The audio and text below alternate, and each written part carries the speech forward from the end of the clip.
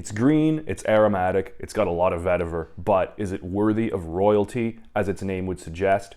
Stick with me as I delve deeper into Sultan Vetiver by Nishane.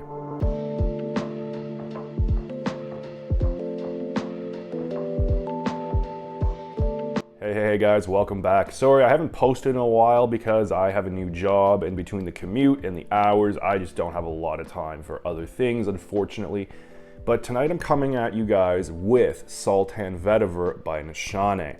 So this is one of many Nishanes that I own. Nishane is my favorite house. They're becoming my favorite house in general. They were already my favorite niche house.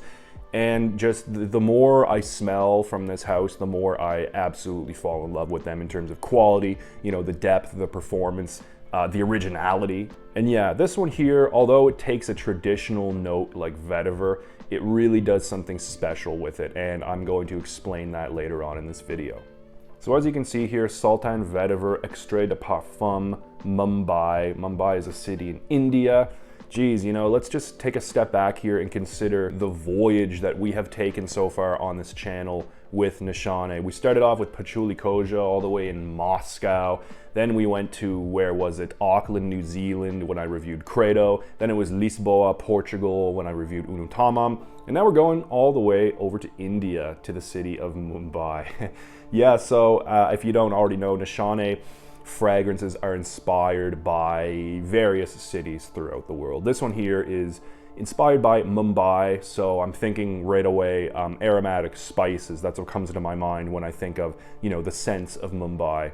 I think the main reason Nishane was inspired by Mumbai is because, first and foremost, this is a vetiver fragrance, and vetiver is a very old perfume ingredient. It's been used for thousands of years for various purposes, not only for fragrance purposes. It's been used for like skin care, for healing purposes, for religious purposes as well. And also it is generally concurred in the botanist community that vetiver, the actual vetiver grass, originated in India. Now, some disagree as to whether or not it came from northern India or central India, which is where Mumbai is located. But for the purposes of this video, let's just say that vetiver is indigenous to the Indian subcontinent. So as far as presentation goes, we've just seen the bottle. Let's get into the actual exterior packaging now. So we have the outer sleeve, Nishane Extrait de Parfum, Sultan Vetiver. And on one of the spines here, we can see a bunch of different characters. Now, this particular fragrance, Sultan Vetiver, comes from the Miniature Art collection, and what I'm seeing on this spine is a bunch of miniature characters. Also, if you can see here, it looks like these traditional looking characters have become modernized a little bit, because as you can see, some of them are dressed in traditional Ottoman clothing, but they're also holding electric guitars. So interesting, I think a little bit of a humorous tidbit from the House of Nishane here. On the other side, we have this Ottoman archer. I'm not really sure if it's supposed to be a specific Ottoman archer. You can see the guy there with the bow and arrow on horseback, but I've learned that that is what the symbol indicates. Although, like I said, I'm not sure if they're alluding to a specific soldier or something like that. The next part is this black box that pulls out like this. This is where the fragrance bottle lies. You can see velvety interior here, very nice, comfortable bed for the fragrance bottle. And the box itself is made of plastic, I believe, but it has a kind of almost rubberized, it's more like a cardboard finish. It's got some friction to it, really nice. Again, we can see the Ottoman archer here, and on the front, Nishane. Minimalist, but elegant at the same time. I really like Nishane's style of packaging. And here we can see the postcard that comes with every Nishane fragrance. To me, this kind of looks like the aerial view of a walled city. I am not sure which walled city it is supposed to be. I see a river, what looks like a river, dividing the city in half. I see some temples. I'm not really sure what this is getting at, but it's interesting because, as I said in the beginning of this video, vetiver has a long history, and vetiver has experienced many different uses. One of those uses was that in the olden days in India, they used to hang vetiver, both the grass and the roots, from doorways in palaces and temples, because the vetiver would provide a cooling effect when the hot, humid air would blow through the doorways. The vetiver would kind of cool the air a little bit, and it would also provide a very nice, pleasant smell throughout the dwelling. So maybe the idea behind this name and the city that inspires it is the fact that vetiver was used in a sultan's palace, or many sultans' palaces in the past. Not really sure, kind of conjecture on my part, but it could make sense. Anyway, let's get the actual fragrance review underway. I already have some on my hand here. It's been drying down for several hours now. So what I get in the opening is the following: neroli, some Haitian vetiver, and some anise. In the mid, I get some bourbon vetiver, some pink pepper, and in the dry down, Java vetiver, leather, and honey. So upon initial spray, we're going to get invaded by a bunch of neroli. The neroli is very, very, very strong in the beginning here. So it's floral, it's a little bit citric, a little bit orangey, and it's bitter, but there's also a softness to it, but it's really the neroli that comes in strong at the beginning here. There might even be like a little touch of soapiness from the neroli as well. And that's joined by some Haitian vetiver. In the beginning here, the Haitian vetiver is very grassy, very green, very aromatic, but there's also a kind of a fresh woodiness to it as well. And there's some anise, which lends some kind of spicy licorice in the background with maybe some hints of tea as well. So that adds a really nice soft spiciness to the opening here. I will caution you though, the opening is quite intense, very strong, so that's something to be cautious of. Now the mid here to me is all about the bourbon vetiver. The bourbon vetiver to me is a very vegetal, rooty, and green floral version of vetiver. It's very strong in the middle here. More than anything, I get that vegetal rootiness in the mid. It's almost ozonic, it's almost watery, it's almost carrot-like in a way, and it's very, very strong. And on top of that, definitely we get the, you know, the aromatic greenness of the vetiver that everybody knows. And I'm also getting some pink pepper. So the pink pepper is gonna add even more of a floral tinge to this, and a little bit of spice as well. So very interesting middle part. In the bottom of this fragrance, I get some Java vetiver. Now the Java vetiver has a bit of a smokiness to it, and there's a touch of spice as well coming from the Java vetiver. Although the Java vetiver to me is not as powerful as the bourbon vetiver, for example. The Java vetiver lends a bit of smokiness to it, but really not all that much. And in the bottom, I also get some leather. The leather in this is very interesting because otherwise it's a very green, aromatic, fresh, vegetal type of fragrance. So you might not think that leather would be a good accompaniment to that, but it really is, it really works. It's a smooth leather, it's a soft-ish leather, not animalic by any means. In fact, it might lean actually more into suede territory than actual leather. And we're met with some honeyed sweetness, some balsamic honey.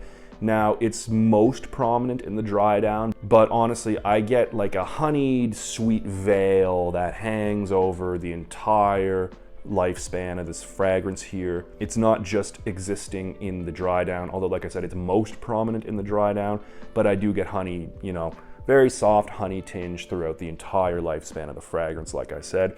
Not overly sweet at all, and it's not your typical ambery vanilla type of sweetness. It's a balsamic honey. It's really, really nice here. Again, not something that maybe one would expect coming from an otherwise green, aromatic, vetiver-based fragrance, but it really works. Now, all in all, it's a very green, floral, vegetal, rooty, raw, vetiver-based fragrance here. It is certainly not going to be for everybody, but honestly, I think it's more leaning towards the wearable type of things as opposed to the challenging, unwearable type of thing. You know what I mean?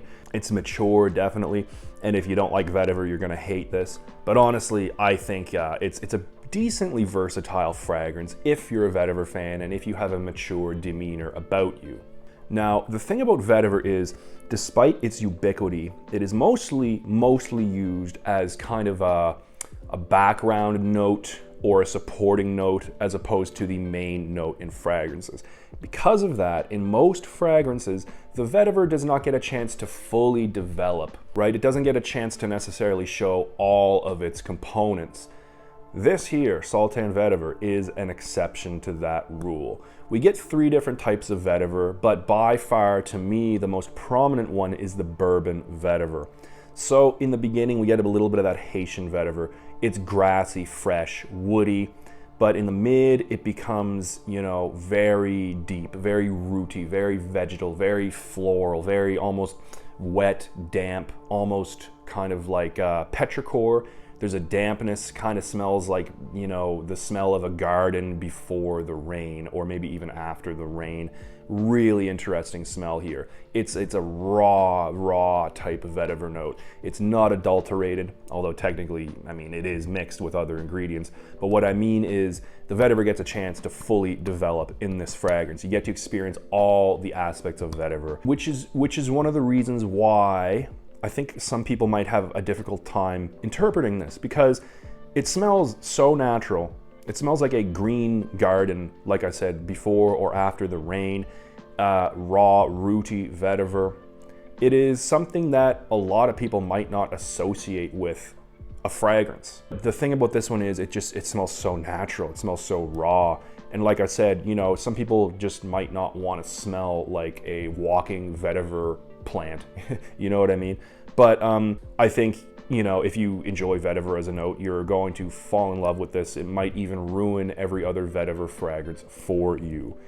So yeah, the next part is going to be about the performance. As I just alluded to, the performance is very, very, very good. As far as longevity, on my skin, I get, you know, over 20 hours. Although, you know, it becomes a skin scent probably after about hour 10, but like it really hangs in there. If you dig your nose in close, you can still smell this an entire day after initial spray. The projection isn't quite as crazy as the longevity, but despite being a green, aromatic, at the end of the day, fresh fragrance, the projection is really, really good on this. I haven't actually measured it, but I'm sure it's at least several hours beyond an arm's length. This is one I would rather wear in public as opposed to indoors, because it's a very strong performer, but it's not really that challenging. I find there's even an allure to it. And I also feel like outdoors, being exposed to the elements, you know, that gives this fragrance a chance to develop additionally, as opposed to just wearing it indoors. You know what I mean? Wearing this out on a rainy day, or maybe just after the rain, really provides for an exceptionally interesting and transportative fragrance experience. Really, really, really good fragrance here. Really natural fragrance. So like I said, that could be a deal breaker for some people who, you know, don't want to smell like raw vetiver.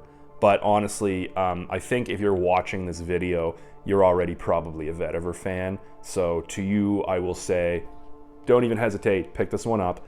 Also, because the price on this one, considering how just amazing it is, it's actually a pretty reasonable price. So FragranceNet right now, if you're in North America, has this on for 125 US, that's for a 50 milliliter bottle. And here in Europe, Deluxe has this on for 118 euros. That's for the same volume. Now guys, don't shoot me here. Those prices are current as of the recording of this video, all right? So as of June 8th, 2024, these prices are current. They could increase, they could decrease. Like I said, you know, don't shoot me. I don't have a whole lot of time on my hands anymore. It's hard for me to be always following prices. So just, you know, if you're looking at buying this, you know, do a little bit of searching, you know? Just try to find the lowest price on the particular day. So that's my advice to you. Also, if at all possible, I do suggest sampling this. It's a Nishane. Nishane is not carried in a whole lot of stores. They're very particular about who they distribute their fragrances to, although you can always order decants online. They ship pretty much anywhere. Yeah, but you know, despite the fact that I don't really think this is that challenging, I think it's artistic and I think it's very natural and very raw. So, you know, with this fragrance, and it applies to every fragrance, you should definitely sample it before you buy it. That's the whole point of the spiel I've just gone on. Anyway, guys, that's been my review of Sultan Vetiver. Amazing, amazing vetiver fragrance. In fact, I have not yet smelled a fragrance that can touch this in terms of the quality and just the overall development of the vetiver note. It's a really special one. Hall of Fame vetiver fragrance here. And I think it absolutely is worthy of royalty. So guys, hope you've enjoyed the review. Until next time, keep it real.